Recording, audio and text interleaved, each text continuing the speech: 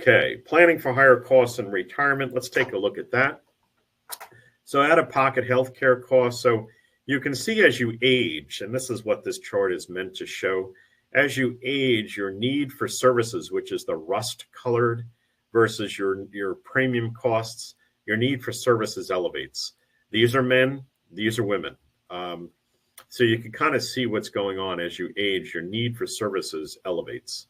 And once you have, a heart issue or a hip issue or a knee issue, it tends to elevate the cost of services for you.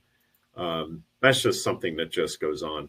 So the typical Medicare budget, I said that I'd go over this earlier, and here it is, Part B, $174.70 a month per person.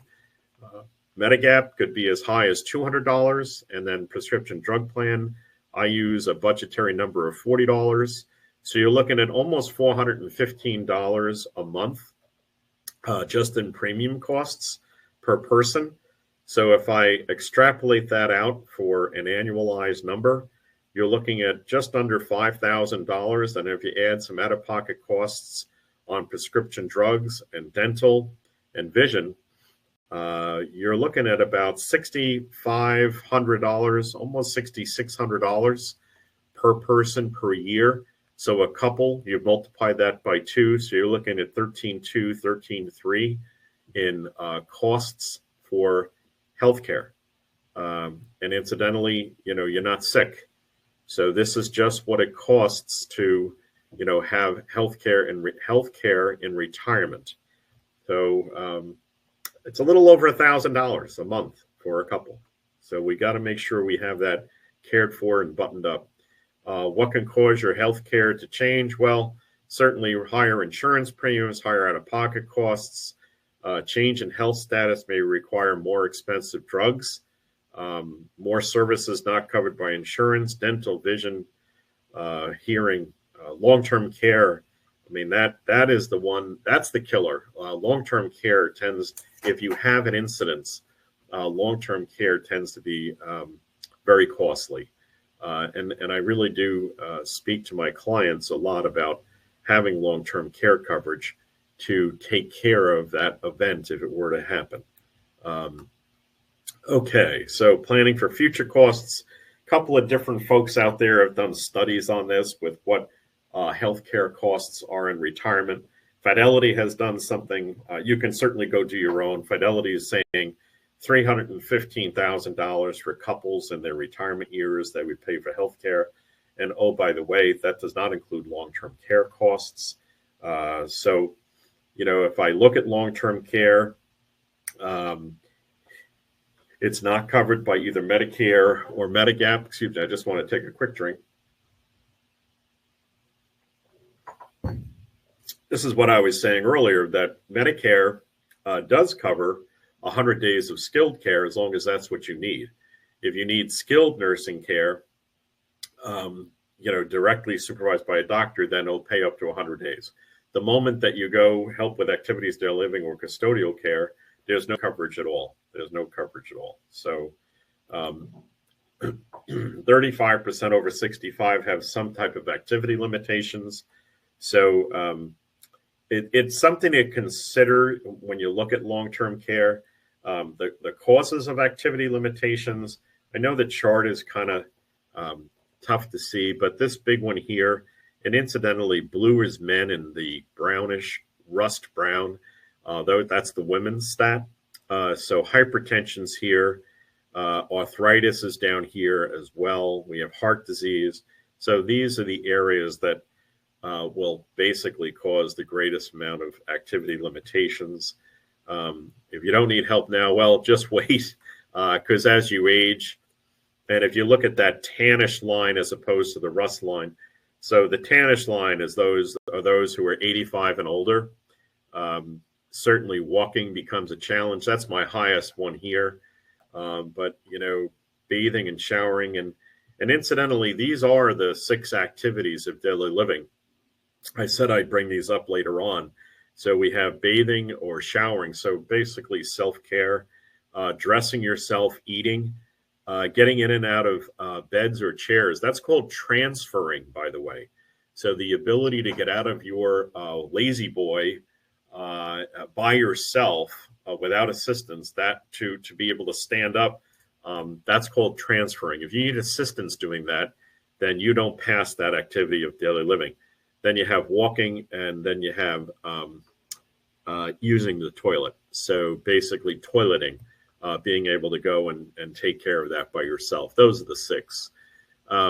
Levels of care. So level 1, it's kind of in-home assistance. I call this neighborly care. Maybe you help a client pick up some grocery.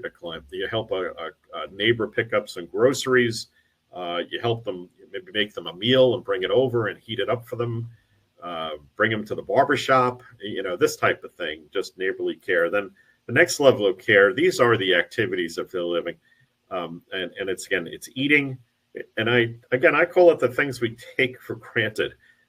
Being able to feed yourself, bathe yourself, dress yourself, toileting, transferring, and maintaining continence. So those are the levels of care. And then this is the skilled care. Now, this level 3 level of care, this is where Medicare does pay up to 100 days of coverage. But look at what needs to go on. You need 24-hour supervision. So the moment that you don't need that, you go to custodial care, disease management, ordered by a physician, etc. So in order to maintain or stay within skilled care, there's a lot that needs to be going on.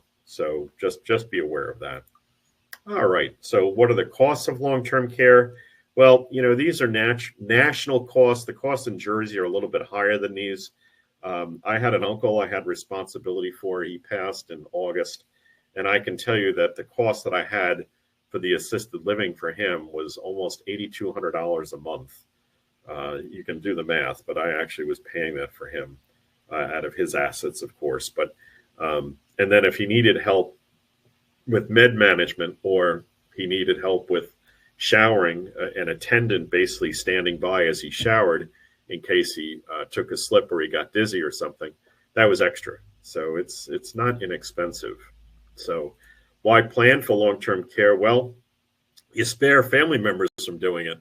I mean, which of your kids is going to drop out of their profession and fly home and help you? I just think that is becoming, given the fact that we're becoming a more global society and people work from wherever they want, even people working from home, they'll move to Europe and work from there. I have a client right now who's going to move to Italy for the summer because they can, and work from there and travel. So it's even the work from home situation that we're in, I actually think has made this worse because people's homes can be anywhere in the world. Avoid having to spend down assets to go on to Medicaid. Be able to direct your own care and obtain the kind of quality care you want. There's a host of reasons why you might want to consider long-term care. Okay, so in conclusion, I just want to reiterate the 3 reminders. And if I'm doing this live, I normally give a little quiz. So here's what I would do. Enroll in Medicare on time, and then I just say why. And of course, everyone says, well, you want to avoid the penalties. So we don't want any penalties. So good.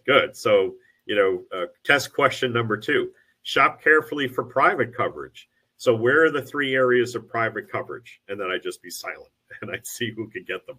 And people are really good. They pay attention. So, and again, the 3 areas of private coverage are prescription drug coverage, okay, Part D, Medigap, or supplemental coverage that covers the 20% that Part B doesn't cover.